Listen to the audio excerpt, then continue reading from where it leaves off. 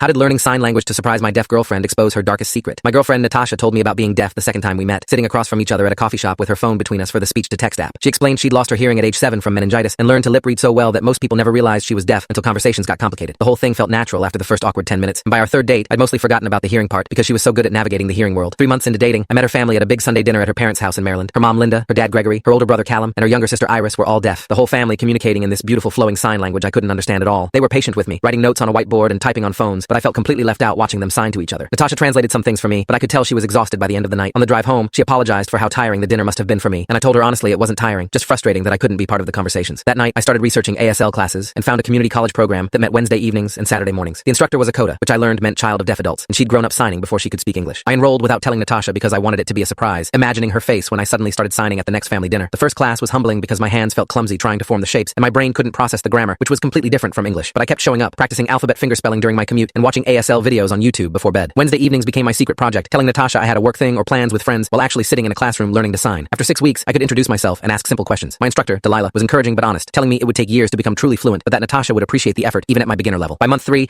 I could follow simple conversations if people signed slowly. Delilah suggested I start attending deaf events to practice in real situations, so I found a deaf coffee chat that met Friday mornings at a cafe downtown. I showed up terrified the first time, ordered my coffee and fumbling signs, and sat in the corner watching deaf people sign with this casual fluency I desperately wanted. A guy around my age named Isaiah noticed me struggling and came over, asking in slow signs if I was learning ASL. I signed back that my girlfriend was deaf, and I wanted to surprise her, and he smiled and introduced me to his friends. They were patient with my terrible signing, correcting my hand shapes and teaching me slang that Delilah never covered in class. Every Friday morning, I'd show up and spend an hour immersed in sign language. Natasha asked once why I was so tired on Friday mornings, and I blamed it on bad sleep while internally feeling guilty about the lie. But I told myself it was a good lie, a surprise that would make her happy when I finally revealed it, probably at her birthday dinner in 2 months when her whole family would be there. Month 4 of learning ASL, I was getting comfortable with basic conversations and could understand chunks of what I saw even when people signed at normal speed. Delilah introduced me to classifiers and directional verbs, the advanced grammar that made ASL its own complete language. I practiced constantly, signing to myself in the car and at home when Natasha wasn't around. She noticed my hands moving sometimes and asked what I was doing, and I'd make up something about a nervous habit. The lies were piling up, but I kept telling myself it was worth it for the eventual surprise. Friday coffee chats became the highlight of my week, and Isaiah invited me to a deaf game night at his apartment. I spent 3 hours playing Cards Against Humanity in ASL, laughing so hard when someone made a joke I actually understood. These deaf people had welcomed me into their community and were teaching me not just their language, but their way of seeing the world. Isaiah's roommate, a deaf woman named Piper, asked me about Natasha and seemed genuinely happy that I was learning for her. She said it was rare for hearing partners to put in this kind of effort. Month 5, and I was dreaming in sign language sometimes, my brain finally processing it as real language instead of just memorized gestures. Delilah said I was progressing faster than most students, probably because I was practicing outside class and immersing myself in the deaf community. Natasha's birthday was coming up in 3 weeks, and I'd planned the whole reveal. I'd signed to her family at dinner, surprising everyone with months of secret study. I imagined her parents' faces, Gregory and Linda watching me sign, realizing I'd committed to truly joining their world. I bought a new shirt for the dinner and practiced my introduction speech in front of my bathroom mirror, refining the hand shapes and facial expressions. Everything was perfect. The surprise was ready. Then Friday morning at the coffee chat, I saw Natasha walk in with another man, both of them signing to each other with the easy intimacy of people who'd known each other forever. My stomach dropped and I froze in my chair, watching them order coffee together at the counter. But what happened next changed everything. Full story is linked below or on my channel.